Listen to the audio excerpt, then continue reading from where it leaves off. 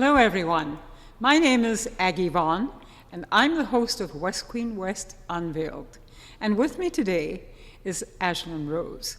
Ashlyn is the Artistic Director of the Theatre Centre at 1115 Queen Street West. Hi Ashlyn, how are you? Good, Aggie, how are you? I'm good, it's great to see you. Yeah, it's nice to see you too. Yeah, because we haven't been here for quite some time. But I'd love to ask you about certain things about the theatre, especially they say it's a hub and an incubator. What does that mean? So a big part of what we do here in this space is we try to act as a hub for the community. And I sometimes say communities plural. We service the community of our neighbors, we service a community of artists, and we service a community of activists and civic leaders as well. That's and so incredible. One of the things that we try to provide is a home, a space for artists, community members, neighbors to come together. We talk about being an intersection point for people who are wanting to talk about artistic practice or city planning, city building, engineering, anything where those intersections can help us invent the future together. That sounds fantastic. Ashlyn, we were talking about the artist program, the residency, I think it's called. Yes. And perhaps you'd like to tell us a little bit about that. It sounds amazing. Yeah, I mean, it's at the heart of what we do at the Theatre Centre. It's our residency program. And it's a long-term program where we're supporting artists who they're chasing big ideas, they're asking big questions, and they need the time to investigate those questions in a really fulsome way. And we used to call it a 2-year program, but now we call it a minimum of 2-year program, because built into the program is the opportunity to also discover what the idea will not become. And it allows for a risk of failure, testing things that don't work, or asking new questions that take you down a different path entirely. It often leads to unexpected places, which is really exciting. How does an artist get into such a program, and how do they find out about it? We do an open call, but because it's a long program, we're not able to do the open call very often. So we constantly have artists saying, I have this idea, and it's very often ideas that we wish we could support, but there's only so much room and time and space, and you know, the program includes financial support for the artists as well. Really? It does, yes. It's not a lot. It's what we have. We offer what we have, but often being in the residency program helps the artists attract more funding to the project through the various arts councils as well. And so we do an open call when we can, but I would say in terms of how do artists learn about the program, they see work here, they hear about work that is made here that then travels nationally or internationally, and often artists are coming to us asking how they can work with us, and we're constantly trying to find new ways to work with artists as well. So when you have this program, yes, how many artists would you have in the program at one time, Ashlyn? We've had at different times 5 or 6 artists or projects. So sometimes a project is led by a single artist, and sometimes projects are led by a collective or a pair of artists collaborating together. And of course, as the project develops, those teams get larger and larger. And so we think about it as how many projects are in the program. And I think, you know, as we are constantly investigating better ways to support the artists in that program, we're also asking the question how many artists should or projects should be in the program in a way that allows us to fully support them as much as possible.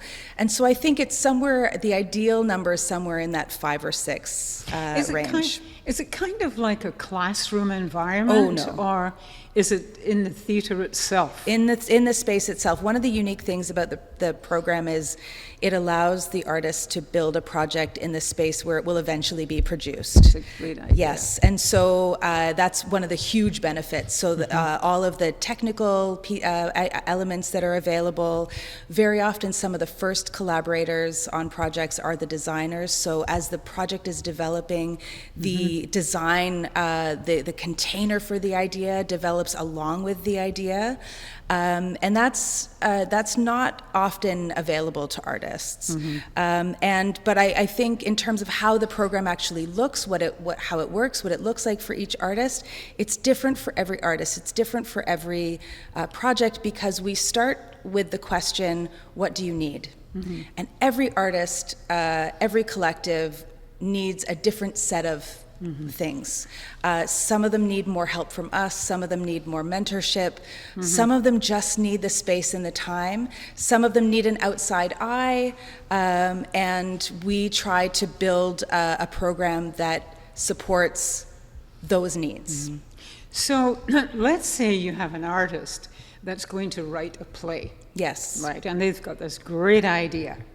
Is it kind of like one-on-one that someone takes them through what they've written? And how does it work? So, I'm intrigued by this. Well, and you ask a great question, because I would say predominantly the work that we're supporting is not an artist writing a play, because there are a lot of theaters in the city that have playwright programs where they're given money to go away and write a draft and then bring it back to the theater where maybe they'll do a workshop. Because one of the greatest resources that we have is the space that we steward. We have the Franco Boni Theatre upstairs, we have the BMO incubator downstairs.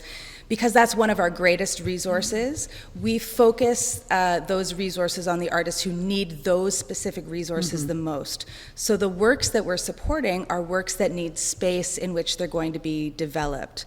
So very often the works are collaboratively created, they are built in the space, as opposed to a writer writing a play that then just needs some actors to come together to, and there are programs that support playwrights and artists working in that way.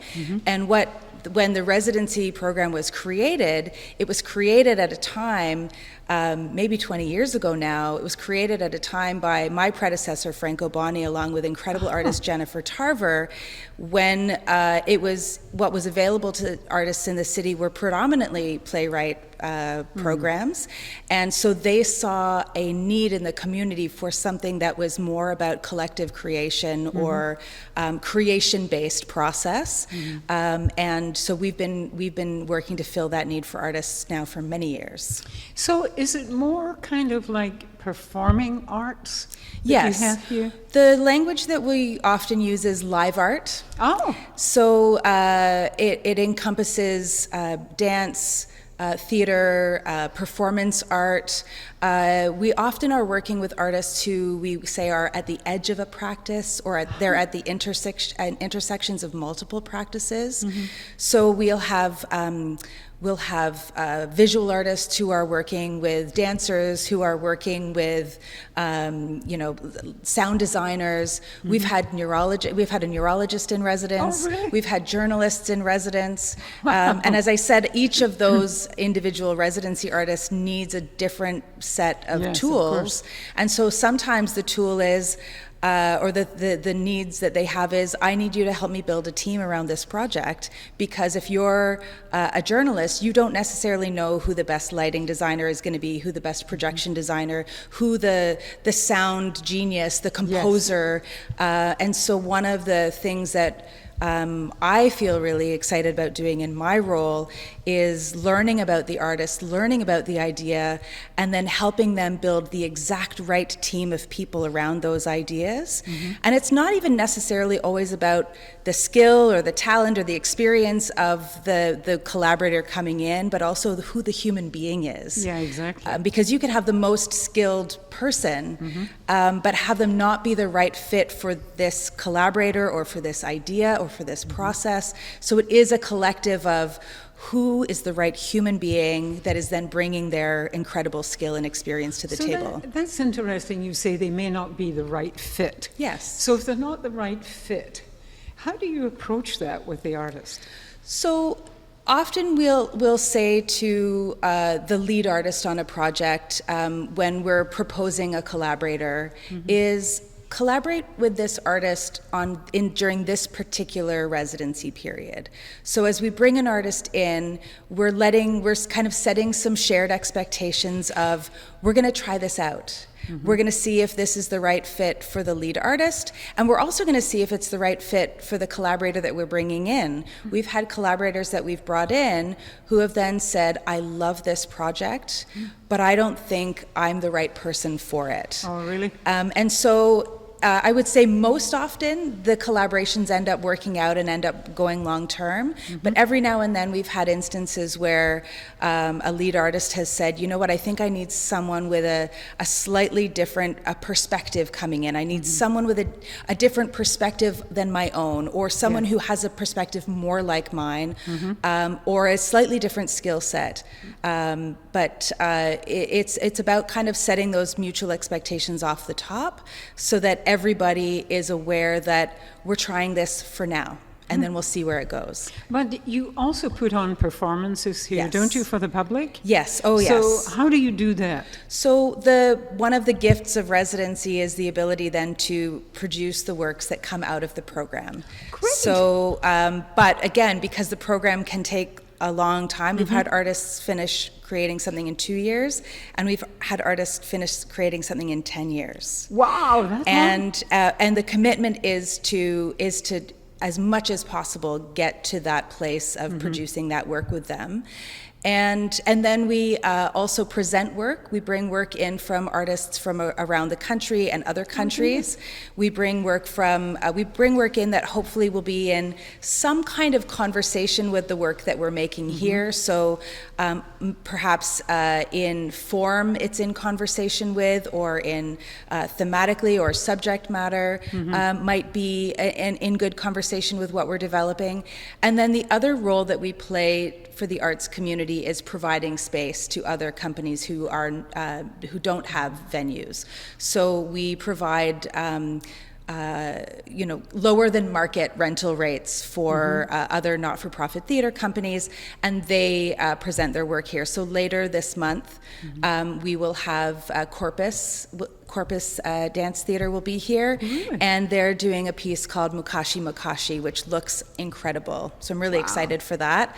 So they'll be one of our many rental companies that we'll have with us over the year. You know, I want to ask you about the space in here. The space is remarkable because it's not just a theatre and you walk in and it's a big space. Yes. You've got many areas in here. Yes. So maybe you can tell me a little bit about it. And do you rent it out to the public? Can they pay a fee they for an can, event? yes. Oh, tell us about that. So we have our two performance and incubation spaces, so the Franco Boni Theatre upstairs and the BMO Incubator downstairs. So they are both creation and performance spaces. Right now we're in our gallery space. It's often mostly used as the space that our audiences will come through to go into the Franco Boni Theatre, but it's often also used as a space for installations and gallery exhibits. I wish it was used more in that way. It's not what we're funded to support, but every now and then we've been able to, find a little bit of money to put something in this space. Or we'll have a rental company like Corpus, who's in next. They're going to have a whole wonderful installation in this space for the audiences to enjoy before they move in this space. Yep. Wow. And then we have one of my favorite spaces in the building, which is our cafe bar downstairs. Oh, I want to talk about that. Yes. So it is one of the things I love most about what we do and how we use this space, in that it comes from a shared belief that resources go further when you share them, Yes, and they do. also that cultural space should be public space.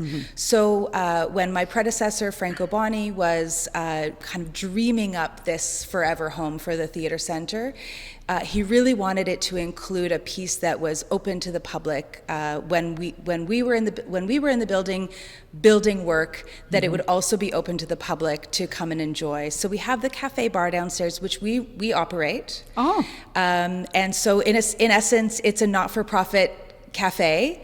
So when you buy your coffee here, you're supporting the artists, you're supporting the team that works here, you're supporting the notion of public space. So you can come and bring your laptop and have a cup of coffee and stay the whole day, and that's Really? completely fine with us.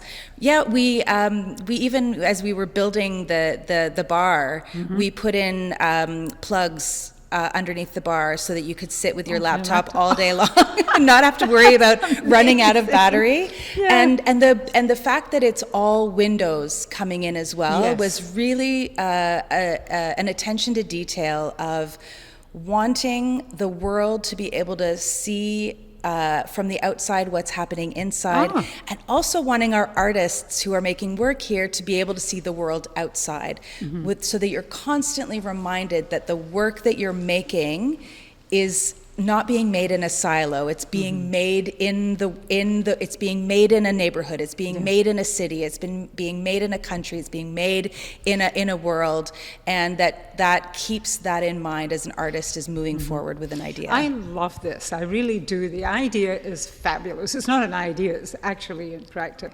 A couple of things I noticed about downstairs. Coffee's terrific. Yes, very And important. also, last time I was here, I was sitting inside looking at the pollinator garden. Yes. But there were too many bees for me to go outside.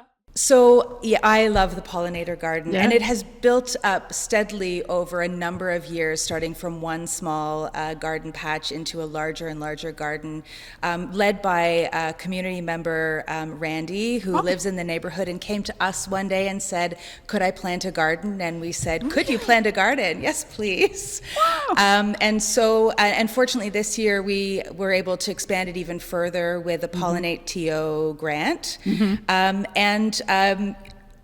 I would say for you, the bees are very interested in pollinating and less interested in bothering you. And so, for instance, I will often go out with my phone to just record all of the pollination that's happening, and they're not interested in me at all. They're just buzzing around from flower to flower. And we've also got some milkweed planted out there, which attracts butterflies. Yes, And yes. we've then had the great fortune of seeing so many monarch butterflies in these last couple of months. And so terrific. super grateful to Randy, and then super grateful to the Pollinate TO grant. That's but I fabulous. love that garden. Yeah. Oh, it's really, really smashing, especially when you're Yes. inside looking out. Looking out. Yeah. It's wonderful. Ashlyn, it's been super talking with you today, but unfortunately, time is not. So we have to wrap up, I'm afraid. But, you know, I love this place. I love the atmosphere, everything about it. The theatre centre is at 1115 Queen Street West. And everyone who's listening, you really have to visit the coffee shop. Thank you so much, Ashlyn, for coming today. Thanks so much for having me. It's been great. It's been a pleasure. Thank you for coming.